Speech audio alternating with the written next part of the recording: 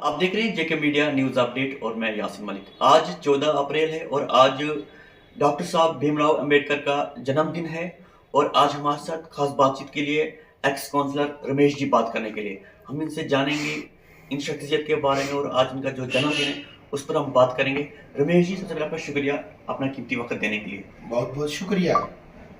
पूरे जम्मू कश्मीर नहीं बल्कि पूरे यहाँ दुनिया के सभी लोगों को मैं आज डॉक्टर भीमराव अंबेडकर जी का जन्मदिन है उस विषय को लेकर आप सबको ढेर सारी बधाइयाँ।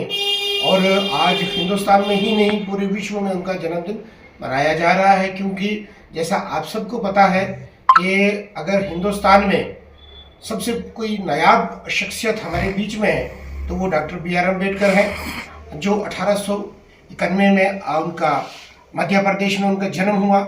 और जहाँ तक मेरी जानकारी है तो वो 32 सब्जेक्ट्स में पीजी किए हुए हैं और 9 सब्जेक्ट्स में वो पीएचडी किए हुए थे। और हिंदुस्तान का जो आईन जब लागू हुआ तो उसके ड्राफ्टिंग कमेटी के चेयरमैन थे, जिसे हम लोग father of Indian constitution, architect of Indian constitution के नाम से जानते हैं। और आज जो भी जुडिशरी है जिसको हम सर्वोपरि मानते हैं पूरे भारतवर्ष में, और हिंदुस्तान का कानून जो है पूरे विश्व में उसका अध्ययन उसको प्रैक्टिस किया जाता है, तो उसके आर्किटेक्ट उसके फादर हम लोग doctor B are Ambedkar ji को मानते हैं। और हम ही नहीं, पूरा हिंदू समाज नहीं बल्कि पूरा हिंदुस्तान उनको अपना गुरु मानता है, क्योंकि आज भी जो भी लॉ प्रैक्टिस या कहीं पे किसी सिटीजन को सेफ गार्ड करने की बात आती है, अपने ह्यूमन राइट्स की बात आती है, राइट्स की बात आती है, वोट्स की बात आती है, हर एक चीज़ को हम कानून के साथ जोड़ते हैं। आज जो हमारी खास करके रिजर्व कैटेगरी की दिशा और उनका जो स्टेटस है, अगर कहीं न कहीं 1 से 2% हिंदुस्तान के आइन जब इंडिपेंडेंस मिला उसके बाद हमें जो ये चीज़ें मिली, तो एक ही जो शख्स था जिसे डॉक्टर बी आर अम्बेडकर के नाम से जानते हैं, तो आज उनका जन्मदिन हम लोग बड़ी धूमधाम से मना रहे हैं। और मैं आपके चैनल से सबसे ये निवेदन भी करना चाहूँगा कि भारी से भारी संख्या में आके हमारा जो ऑफिस है गवर्नमेंट ITI डोडा सिटी, उसके अपोजिट में आके अपने साथियों के साथ आके उस महान शख्सियत को फूलों से हम लोग उनका चरण वंदना करें, क्योंकि आज समाज को उनके जो कानून पे लिखे हुए हैं या उनके बताए हुए रास्ते हैं, उनका एक बहुत बड़ा नारा था कि सबसे पहले हमने अपने आप को एजुकेट करना, एजुटेट करना है।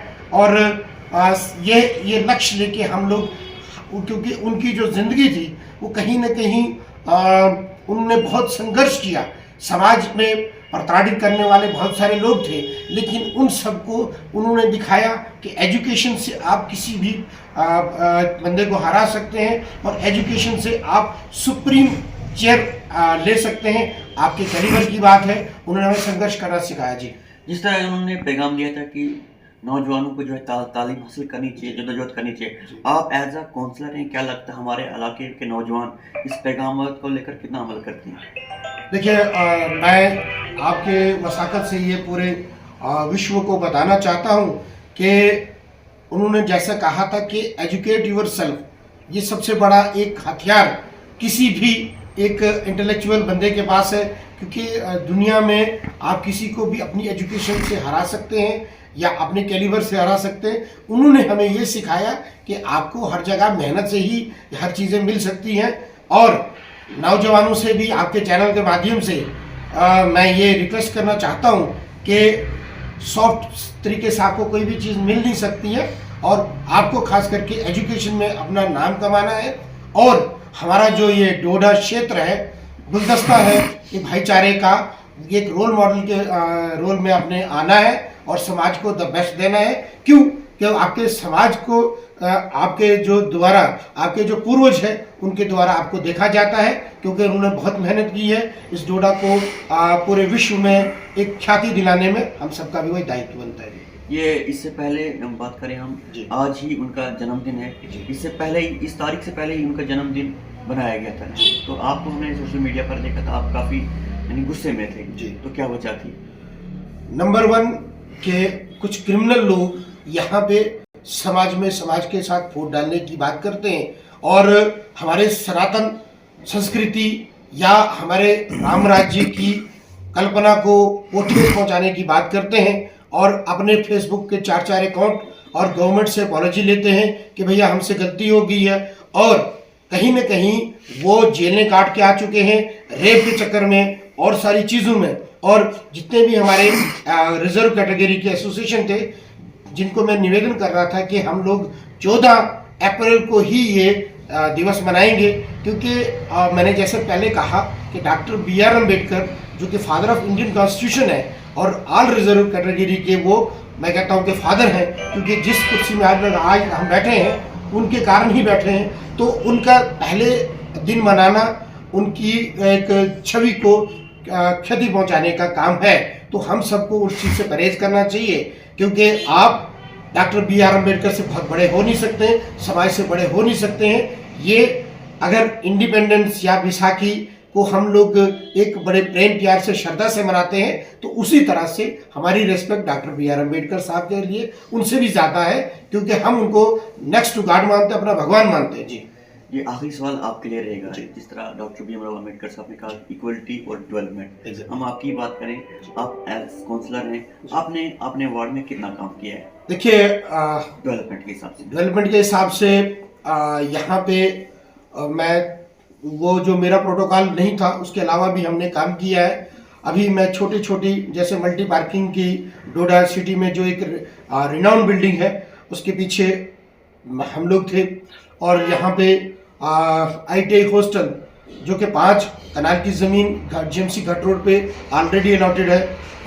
पॉलिटेक्निक कॉलेज के लिए हॉस्टल के लिए 5 कनाल की ज़मीन with in the radius of with in the premises of polytechnic वहाँ के लिए है।